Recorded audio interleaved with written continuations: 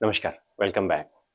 आज हम cerebral angiography या डीएसए सेरिब्रल वेसल्स के बारे में बात करेंगे। जैसे हम एंजियोग्राफी का नाम सुनते हैं तो हमें काफ़ी घबराहट हो जाता है क्योंकि हमें लगता है कि ये हार्ट का एंजियोग्राफी होगा या क्या होगा पता नहीं। देखिए एंजियोग्राफी का मतलब है शरीर में कहीं पे भी एंजियोग्राफी हो सकता है, ये हार्ट का हो, ब्रेन का हो, पैरों का हो। एंजियोग्राफी का मतलब है हमें उस जगह का खून बहने वाली रास्ता को देखना है, उसी को एंजियोग्राफी बोलते हैं। एंजियोग्राफी हम सीटी से भी कर सकते हैं जिसको सीटी एंजियोग्राफी बोलते हैं, एमआरआई से कर सकते हैं जिसको एमआर एंजियोग्राफी बोल सकते हैं। और ये जो आधुनिक जो जिसका सबसे बेस्ट हाईएस्ट सेंसिटिविटी है वो है आपको digital subtraction angiography, DSA.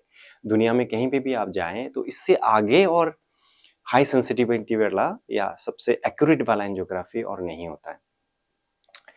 Digital subtraction angiography या डीएसए एक बहुत ही commonly performed procedure, diagnostic procedure है जो हम ब्रेन के लिए करके देखते हैं। किसी व्यक्ति को लकवा हो जाए, ब्रेन में ब्लीड हो जाए या कोई नसों की गुच्छा हो या नसों के ब्रेन में कोई गुब्बारे हो या खून बहने वाली रास्ता में ब्लॉक हो या खून जाके घूम के जो आने वाली रास्ता जो वेनस सिस्टम है, जो ड्रेनिंग चैनल है, उसको देखने के लिए तो हम एंजियोग्राफी करते हैं। ब्रेन एंजियोग्राफी या सेरेब्रल एंजियोग्राफी जो होता है एक काफी सेफ प्रोसीजर है, शॉर्ट टाइम टेकिंग प्रोसीजर है जो कि मोर देन 99.5% सेफ है, प्रोवाइडेड बशर्ते आप कहीं अच्छा जगह पे एक्सपर्ट के हाथ में कराएंगे तो ये काफी सेफ प्रोसीजर है। प्रोसीजर हम लोकल एनेस्थेशिया में करते हैं, होश में ही करते हैं। प्रोसीजर हम जैसे रेडियल आर्टरी होता है, यहाँ पे एक नसें होता है जिसको रेडियल आर्टरी बोलते हैं, जो रिस्ट के थ्रू से हम जाते हैं। आइदर रेडियल आर्टरी से कर सकते हैं या फीमोरल आर्टरी ग्रोइन से कर सकते हैं। हम एक पंक्चर उसी जगह पर सुन करते पहले और करके एक पंक्चर करते हैं। पंक्चर का जो साइज है, जो इंसिशन का साइज है वो जस्ट मिलीमीटर है, 2 to 3 मिलीमीटर साइज का एक इंसिशन देते हैं और उसी से ही कैथेटर लेके हम रास्ते से यहाँ तक पहुंच जाते हैं, गर्दन तक पहुंच जाते हैं।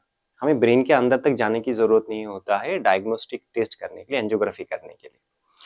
और वहां पे जाके हम कंट्रास्ट से अंडर फ्लोरोस्कोपी देखते हैं कि ब्रेन के खून बहने वाली जो रास्ता है उसमें कहीं ब्लॉक तो नहीं है।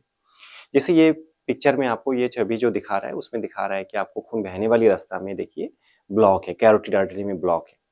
तो इस तरह का कहीं पे ब्लॉक है या नहीं है, जो बड़े आर्टरी है, मेजर आर्टरी जो बड़े ट्यूब है उसमें कोई ब्लॉक है या उसी के ब्रांच में, छोटे छोटे ब्रांच में कहीं पे ब्लॉक तो नहीं, वो देखने के लिए खून लेके जाने वाली और उससे बहुत ही माइनर जैसे कैपिलरीज होता है उस लेवल तक हम देखते हैं। देन उसके बाद घूम के आने वाली जो ड्रेनिंग चैनल है, क्योंकि ब्रेन तक ब्लड जाएगा फिर घूम के भी आना पड़ेगा, तो घूम के जो लौट के आने वाली रास्ता है, जो ड्रेनिंग चैनल है, उसको हम अच्छे से देखते हैं कि उसी जो चैनल में उसमें कोई ब्लॉक तो नहीं है।